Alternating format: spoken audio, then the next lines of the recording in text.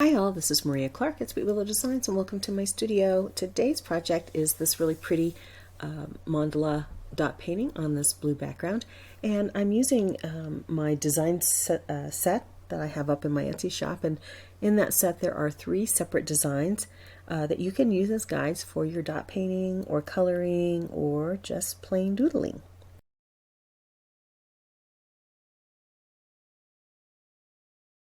What I'm going to be using for this particular project is design 1 from the set, and I'll be using some ceral tracing paper, and then I have this pack of 8x8 cardstock. I really love being able to use all the different colors of paper and my regular dotting tools, and I'm just going to sort of choose the colors as I go.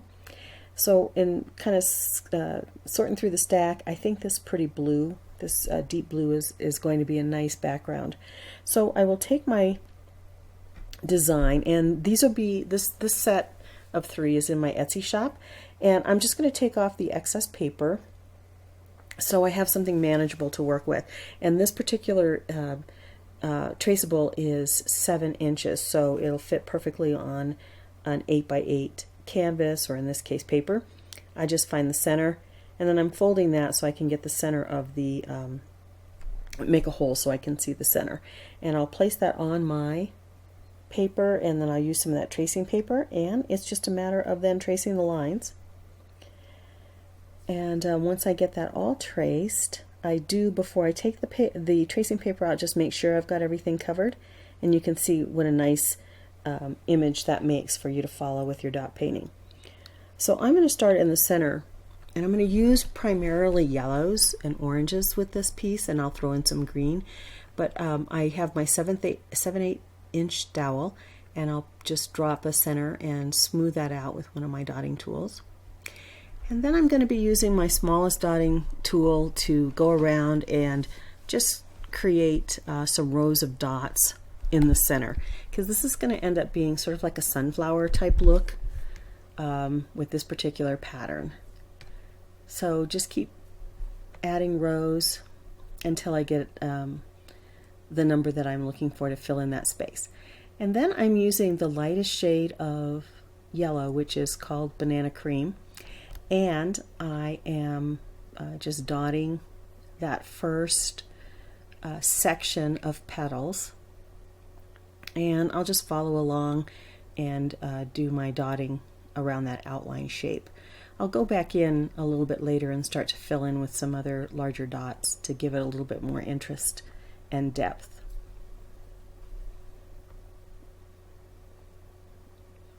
What's nice about this particular pattern is that I'll be using 3 different colors of yellow, so you get a nice kind of variegated look to the petals. So we'll just keep going around.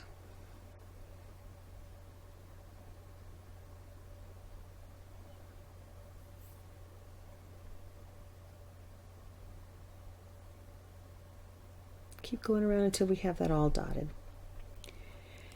And then, staying with my small same size of dotting tool, I'm going to go in with my next color, which is the cadmium yellow, and look how I'm kind of I'm crossing over that first petal.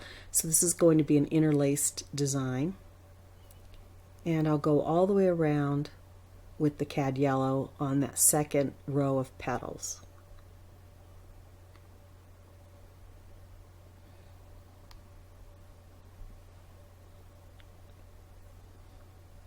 We'll have some nice shading with the 3 different colors of yellow that we're going to be using.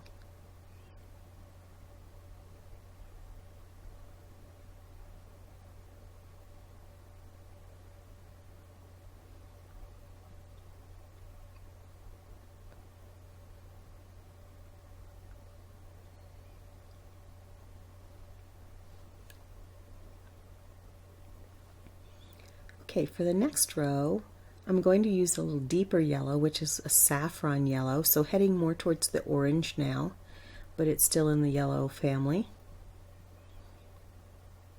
And you can see how those 3 colors are starting to really give a lot of depth and dimension to the design.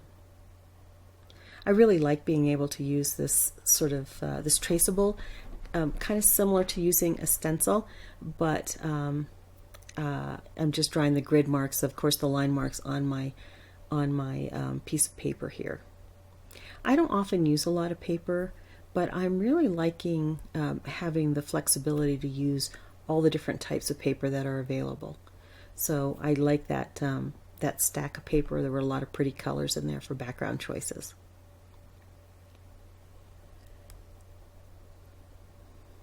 So we'll get that all around. And now I'm going to start to go in with a little bit more added design here and interest. And I'm using my largest nail daughter to put some bigger dots in the center.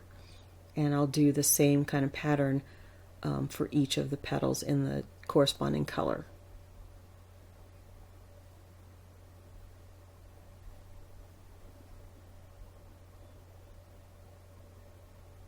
I moved to the smaller end of that large nail daughter. And just adding a little extra dots to fill in the space. And now I'm using my G6 4mm crochet hook to put in some larger dots. And I'll just do 3 dots at the top of that petal, each of those petals, and this is in cadmium yellow. And then I'll use my largest nail daughter to start kind of walking those down.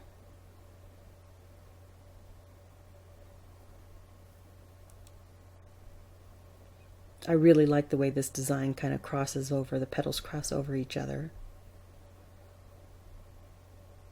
Okay, now with the saffron yellow and the 6mm, or the G6 4mm, 3 more dots, and then my largest nail daughter, and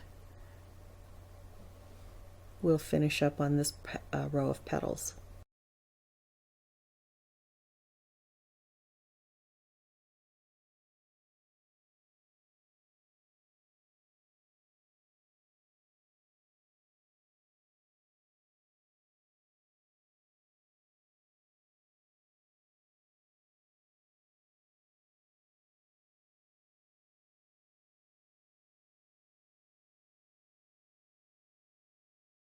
And just filling in the any extra spaces that I have.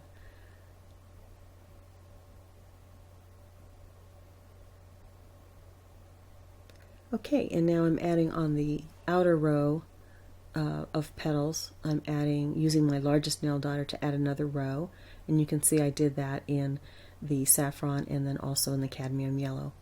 And now I'm taking, again with my smallest tool, like I used on the outline for the petals, I'm going to start outlining the leaves.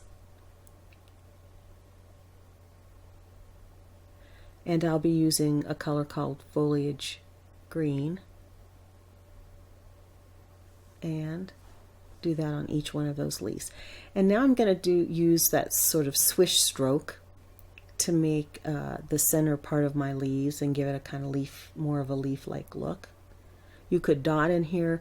That's the fun thing about using design tools or accessories like this, is that you can really dot it however you would like. So if you'd rather put dots than these little swishes, that's wonderful. I mean, I think it would be beautiful like that. I just thought it would be interesting to have this type of a design here. So I'm going to do that fern type look, and then just add a couple of dots to fill that in.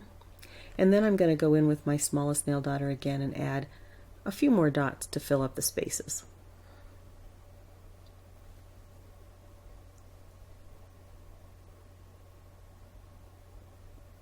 And I've done that all the way around. I think it's really turning out great.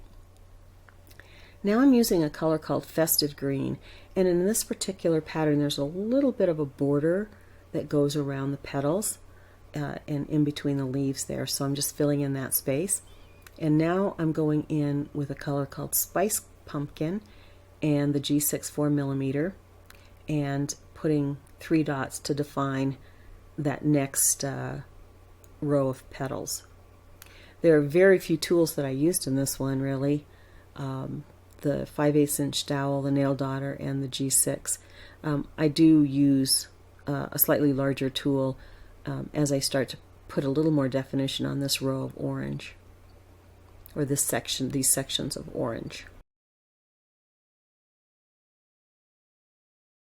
You can see I'm using a larger tool there.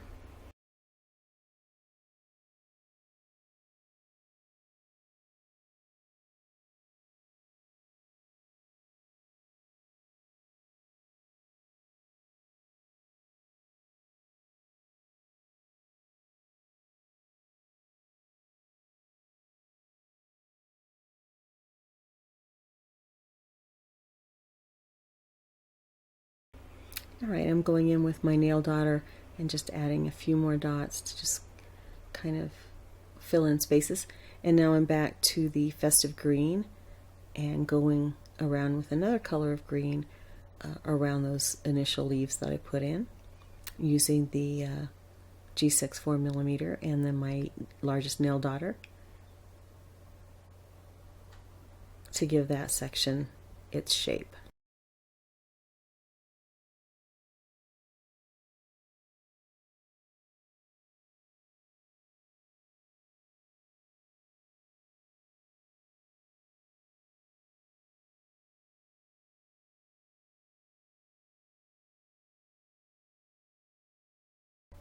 Now the next decision is always what to do with the corners or any of the edges. I decided that I would put a little something there, so I'm putting a dot of the spiced pumpkin and then that foliage green and making some swishes and then adding some additional dots there. And just kind of making up this section as I go. This is not part of the design set, but it's just a little embellishment that I wanted to add to the corners to give a little balance and interest to the piece. Now, to get these lines off, I am using a soft artist eraser, and you see how easily they came off. And then I'm going to spray it with this low odor clear finish, which can be used on paper, and I used a matte finish there. It gives a slight, little teeny bit of a sheen, but not much. And then I thought I would matte it, and I had a choice. I wanted to pick up on the color, so there's an orange, there's a yellow. Couldn't really decide, so I decided to double matte this, and I'll put a very thin frame, like a 1/4 inch frame with the orange, and then another 1/4 inch for the yellow, and I think that's really going to give a nice definition. That's what's fun about this cardstock, is that you have so many choices on the color. So to put this together, those of you that are scrapbookers are well familiar with this, but this is that two-sided really sticky tape. And so I'll just get it down on each edge and across in the middle, and then I'll put it on top and get that placed. And then for the actual art piece, I did the same thing, cross in the middle, take that protective cover off of that and place it down. Using the matting like this gives it a lot of strength, actually, so it's got a little bit more weight to it. And I think that turned out really pretty. So there's the full piece, and here's a little close-up of the dotting. I did add some top dots, and you just add those as you like.